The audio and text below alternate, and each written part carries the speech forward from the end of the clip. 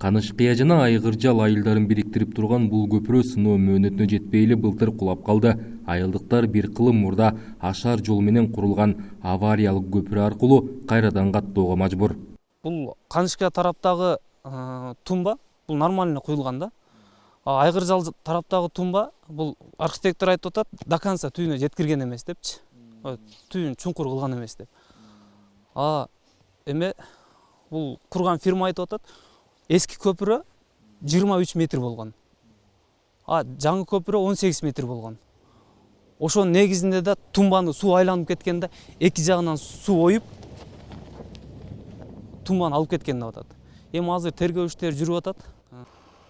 Айгыржал айылындагы 120дан ашык кожолуктун тургундарын район борбору менен байланыштырган эски көпүрө 1930-жылдары элдик ашар жолу менен курулган. Ал урайын деген абалга жеткенде эл суранып атып, 2016-жылы жаңы көпүрөнүн курулушу башталган.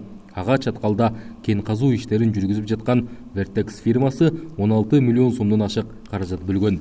Эми бу жерде таң калыштуу нерсе да. Бир аксакалдарыбыз кол күчү менен эле куруп койгон көпүрө кылым бою турса, сементтеп 16 миллион сом акча жумшаган көпүрө бир жылга туруштук бербегенде таң каласың да. Эми буну ким жооп берет, ким суралат, муну айтып коебуз, келип көрүп коюп кеткен, ушу менен жыйынтыгы жок, көпүрөбүз турат. Көпүрө бузулгандан кийин Чаткал райондук прокуратурасы териштире баштады. Тергөө жүрүп жаткандыгына байланыштуу көпүрөнүн бузулушуна эмне себеп болгону жана ага кимдер жол бергени тууралуу маалымат берилген жок. Ал эми райондун Чандалаш айлана өтчү сайга көпүрө 2012-жылы салына баштаган. Ал үчүн райондо алтын кенин казып жаткан Токен фирмасы 177 миң акш долларын берген. Бирок 2 жылдан кийин курулушу токтоп калган жана ага эмне себеп болгонун элге белгисиз. Ушундан улам ал жерден 2 чакырым алыс жерге экинчи көпүрө курулушу башталып, ага 147 миң доллар каражат бөлүнгөн. Бирок ушул тапта эки көпүрөнүн тең курулушу аягына чыкпай токтоп калды. Бир айылга эки стандарттык көпүрөнүн кереги жок болчу. Бирөөнө кеткен ылдыйкы көпүрөгө 147 миң доллар бөлүп берген. Бирөөнө кете турган акчаны бөлөк объектилерге элдин муктаждыгына сарптаса болмок. Өзү бир 4-5 километрлик эле айыл, узун турасы. Ошого карабай эки стандарттык көпүрө курулуп атат да. Аэропорт участкасына курулган экинчи көпүрөгө байланыштуу кылмыш иши козголуп, аны курган компаниянын жетекчисин сот 8 жылга эркинен ажыратып жазалаган. Мамлекеттик экологиялык техникалык инспекциясы көпүрөнүн долбоору жок мыйзамсыз курулганын да аныктаган. Көпүрөнү курган компаниянын жетекчиси айыл өкмөт башчысы менен райондун акими чоң суммадагы акча талап кылгандыктан курулуш иштери соңуна чыкпай калган деп көрсөтмө берген. Райондун акими мындай дооматты четке кагып, мамлекеттин каражатына зыян келтирилбеген деп белгилөөдө.